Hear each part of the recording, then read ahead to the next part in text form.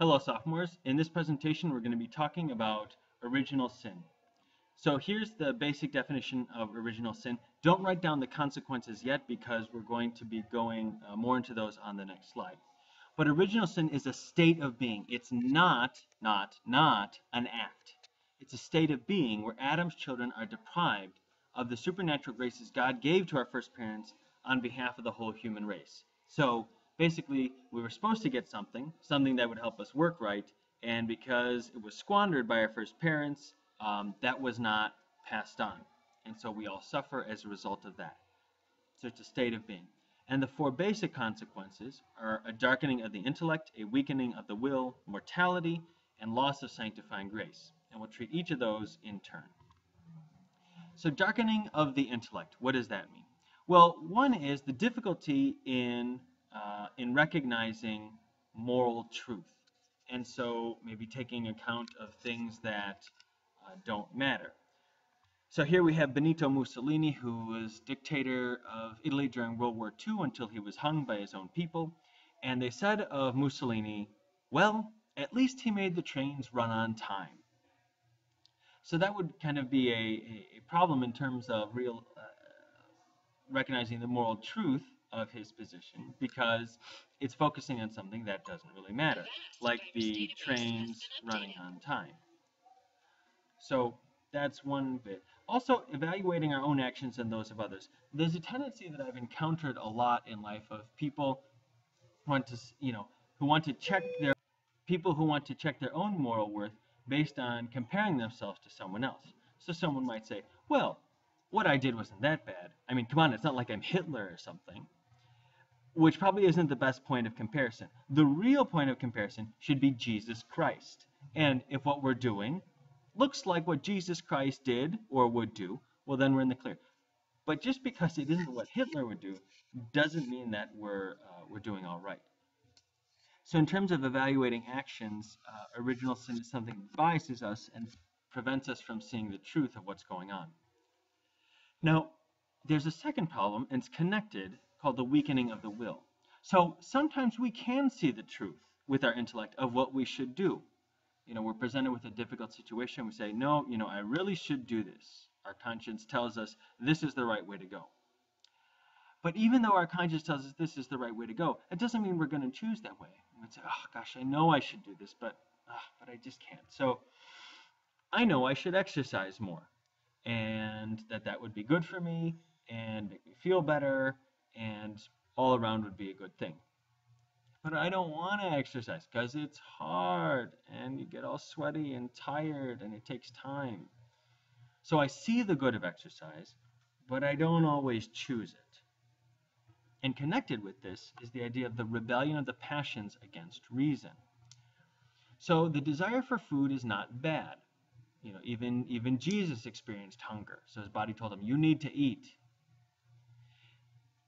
But our bodies tell us to eat even when we don't need to. So sometimes we'll feel really hungry, but it's not because we need the calories to keep going. It's just because we want more food, and maybe for unholy reasons.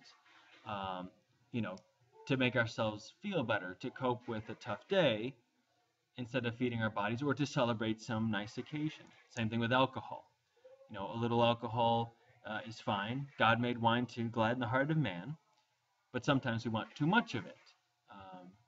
And we begin to lose the ability to have fun without it, or to numb the pain that we experience. And those desires are rebellion against reason.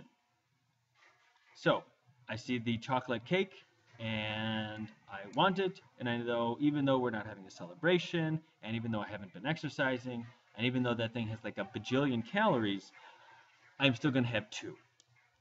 So that's a weakening of the will. Finally, there's also penultimately, suffering and death are also the result of original sin. That if there had been no original sin, we would be able to live forever on earth. And this is because this is not a natural effect. This is a supernatural effect that God would give us along with our rational souls, that a special grace that we would get. But that was lost too.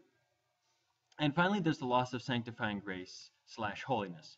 So Adam and Eve are created good, as God is good. They participate in his love and his goodness, and then they throw it off. And so we're born, in a sense, in sin. It's not that we committed a sin, but we're in a state of being where we're not friends with God. So this is all has to do with the Orthodox Catholic position of original sin. There are other theories, and we'll just go through two. So one is Pelagianism. Pelagianism is at one end of the spectrum. And it says that original sin is not passed on by propagation, by being born. It's passed on by imitation. Basically, you and I are bad because we've seen other people sin. And other people's sin has taught us how to be bad, and so that's why we are the way we are. Now, of course, it's partially true. Part of the reason that we sin is because we see other people sinning, and so we think it's okay. Or we see some people committing big sins, and we think, well, I'm not that bad, so it's okay. But Pelagianism doesn't get at the idea that there is really something wrong in us, as opposed to in our examples. On the other end of the spectrum is Luther's view. So Pelagius thought that we aren't born in sin at all, that we do have this integrity of soul. Luther thought the total opposite. He said, we are utterly born in sin. We've lost all our powers of body and soul, of our outward and inward perfection. We're a mess. We are inclined to all that is evil, and we have an aversion to all that which is good. So we love evil, we hate good, and this is just the way it is. We are totally depraved. So that's the total other end of the spectrum. We can sum up Luther's view. One of his followers had a nice, quaint expression. He said that really we are crap that has been covered in snow. So there's our snow. And it covers up the poop. But under the snow is still poop. So even though the grace of Jesus covers over us and makes us look good, we're still crap. So that was Luther's view. All right, that's all for today. Have a good night, folks.